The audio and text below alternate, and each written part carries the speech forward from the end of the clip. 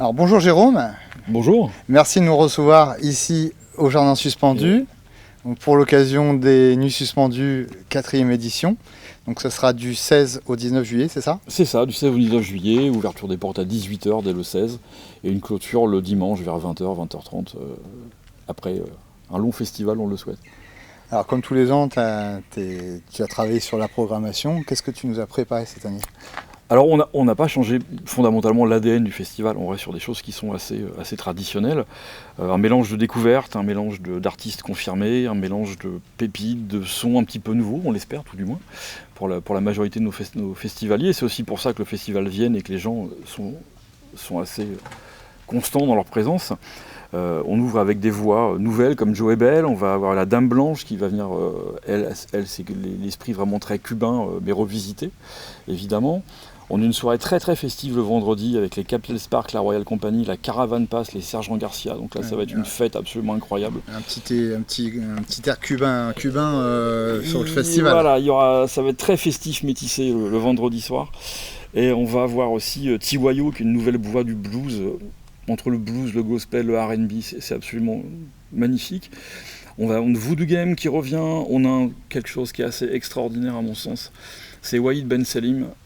Wahid Ben Salim, il est venu l'an dernier inaugurer les portes de Mossoul, qui était une des œuvres majestueuses d'un été au Havre. Il revient cette année au plateau le dimanche matin pour nous chanter ces chants arabes du XIe et XIIe siècle. C'est un moment absolument incroyable. Ratez pas ça, sincèrement. Très très honnêtement, si ça ne plaît pas aux gens, on en reparlera, je veux bien être pendu haut et court. C'est quelque chose qui est vraiment très très émouvant. C'est une beauté, une pureté qui s'inspire beaucoup des jardins, je trouve. Et ça s'y colle merveilleusement bien. Alors pour les gens qui partiront pas en vacances cet été, à venir aux Nuits Suspendues, c'est un peu...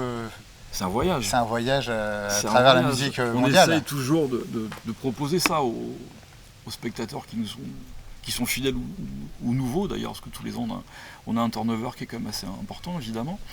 Et oui, on va traverser les rives du Mississippi, on va aller à Cuba, on va aller en Angleterre, on va aller au Congo, on va aller au Togo, on va aller un peu partout. C'est plus de 150 musiciens qui vont monter au plateau sur plus d'une vingtaine de concerts, qui vont proposer des univers, des aspects qui sont différents, des intentions revisitées aussi de la musique. Et c'est ce qui fait le succès de ce festival, c'est que les gens, certes, vont aller écouter du blues, certes, vont aller écouter de la soul, certes, vont aller écouter du R&B ou de la funk, mais à chaque fois, on essaye de trouver une petite signature un peu particulière sur les artistes que l'on programme. Et tous, on est très très enthousiastes, tous sont des artistes vraiment extrêmement généreux. Donc, vous pouvez à chaque fois les retrouver aux dédicaces, au merchandising, discuter avec eux, prendre des photos. Enfin voilà, c'est des gens qui sont tous très très abordables. Et il y a une petite touche locale aussi. Alors il y a des touches locales évidemment, il y a les DJ locaux, on va avoir les Capitol Spark et la Royal Company qui sont des Havre-Rouennais, on accepte quand même les Rouennais, je plaisante évidemment, mais on a des locaux qui vont venir jouer, on a Antoine Bouchot qui va jouer, que vous connaissez bien puisqu'il fait partie de votre écurie entre guillemets, Antoine Bouchot qui va jouer avec Caddy sur un duo assez incroyable aussi, on va les retrouver au Jardin, on les retrouve au Café Musique aussi. Et on va retrouver sinon Trio Baba, Antoine Bouchot qui vient avec son percussionniste, ils vont venir jouer et ça va être un moment pareil très, très tendu, très thématisé autour du piano sur le dimanche matin, avec des esthétiques complètement différentes. Alors si on vient aux Nuits Suspendues, c'est aussi pour la touche DJ. Voilà. Est-ce qu'il y aura toujours ces sessions? Oui, tout à fait. Il y a toujours ces sessions. Il y a les sessions en intermède entre les changements de plateau de la grande scène. Et tous les soirs, il y aura des DJ sets au nord comme au sud.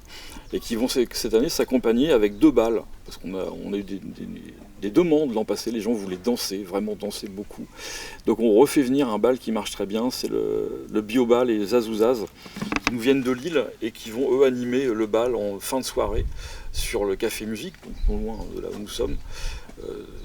Pour faire danser les gens avec des musiciens et pas du DJ set honnêtement.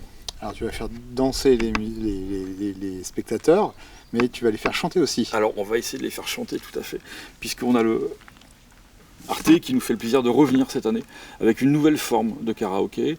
Vous l'avez connu dans la formule Alina Fanoukoé et un DJ set. Et puis on a longuement réfléchi avec les équipes d'Arte, on s'est posé la question de faire ça avec des musiciens vrai, en vivant, on va dire. Et on a la chance d'avoir un plateau de musiciens qui va venir jouer en live pour faire un karaoké en live. Et cette année, grosse nouvelle, en passant par le Cube Arte, donc qui va être un stand installé pendant toute la durée du festival. Vous allez pouvoir faire les découvertes de ce que propose Arte tout au long de l'année, et aussi discuter avec eux et vous inscrire pour pouvoir avoir vos minutes de gloire sur le plateau et venir chanter avec eux sur la grande scène. Et les inscriptions, c'est à partir de quand? À partir de jeudi, l'ouverture 18h. Le jeudi de cette semaine? Jeudi, jeudi ouverture du festival, jeudi 16. Le jour du 16, ouais. Ok. Alors on a parlé de la programmation, il y a des petites nouveautés et tout ça, donc tout ça pour le même tarif? Et oui, la ville tient vraiment à garder cette politique tarifaire volontariste, parce que quand on voit l'envolée des prix des entrées de festival aujourd'hui, ça pose des questions pour nos spectateurs. Et la ville conserve vraiment cette volonté d'avoir un tarif, plein tarif 15 €, gratuit pour les moins de 13 ans. Le pass est à 45 € pour les plus de 20 concerts, il n'a pas changé, donc c'est dérisoire.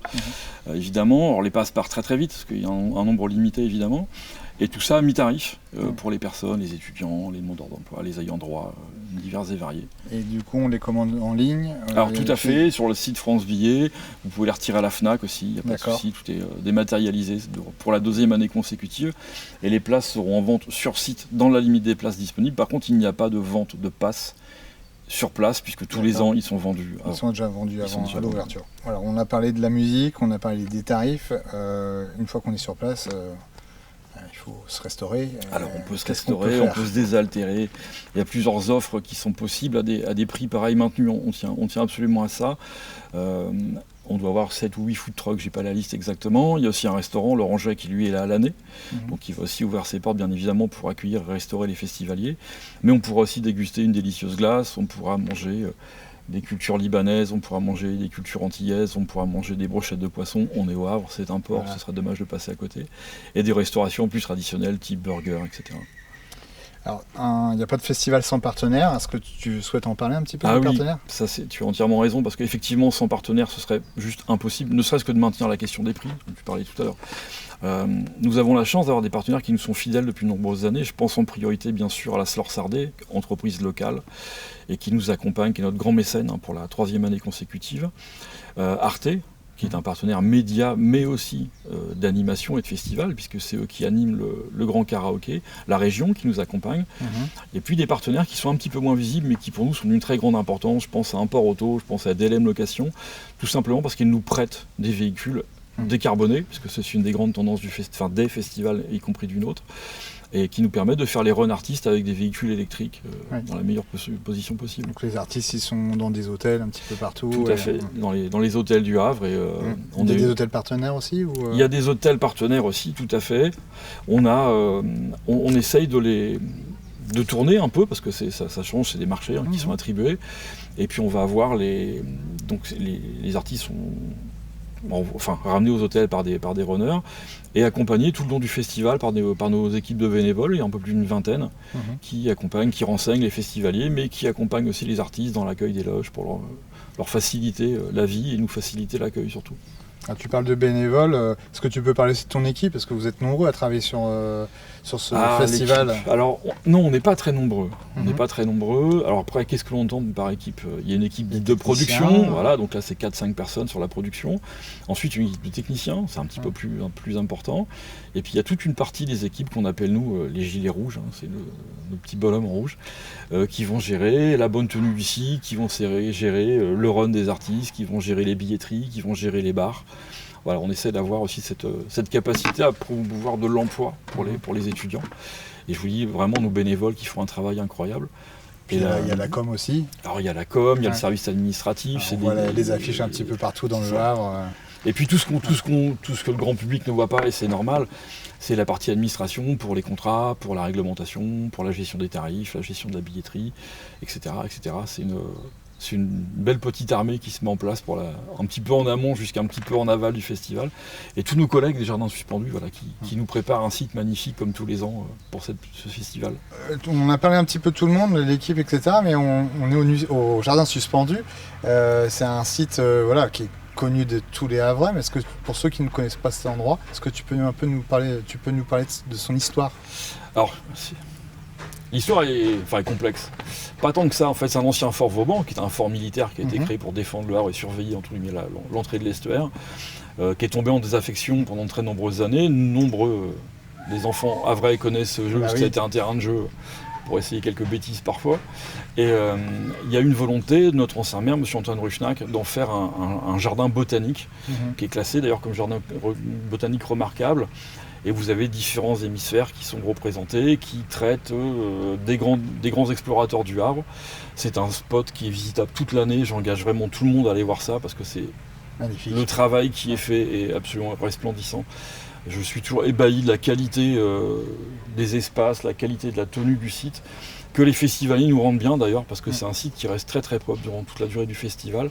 C'est bien la preuve qu'il y a une bonne adéquation entre le lieu, cet écrin qui nous accueille depuis le début, parce que le festival a ouvert ses portes quasiment en même temps que l'ouverture des jardins suspendus. Et tous les ans, c'est un bonheur de travailler avec cette contrainte, mais qui fait aussi la beauté du site. Il y a souvent des expositions. Tout au long de l'année, il y a des expositions. Récemment, il y a une exposition sur la photo qui est absolument magnifique. Et je sais qu'il y a des serres qui sont visitables, où il y a des thématiques tous les 2 ans, 3 ans qui sont mises en place et qui sont absolument magnifiques à visiter. Le mois de juillet est chargé pour les jardins suspendus, étant donné qu'il y a quelques jours avant, il y a le 14. Et oui, alors non seulement il y a le feu que tout le monde connaît, mais il y a aussi la Garden Party qui est un moment important pour des milliers de Havrais qui viennent célébrer ce moment historique de la France, bien évidemment, avec la levée du drapeau, avec la présentation de différents corps constitués. Ça se passe derrière nous. C'est le 14, c'est très joli, c'est une ambiance festive avec un petit concert aussi qui a lieu tous les ans. Et ça fait partie des contraintes de la production, de la réalisation. Ça met un petit peu de piment, s'il en manquait, on va dire. C'est l'apéritif.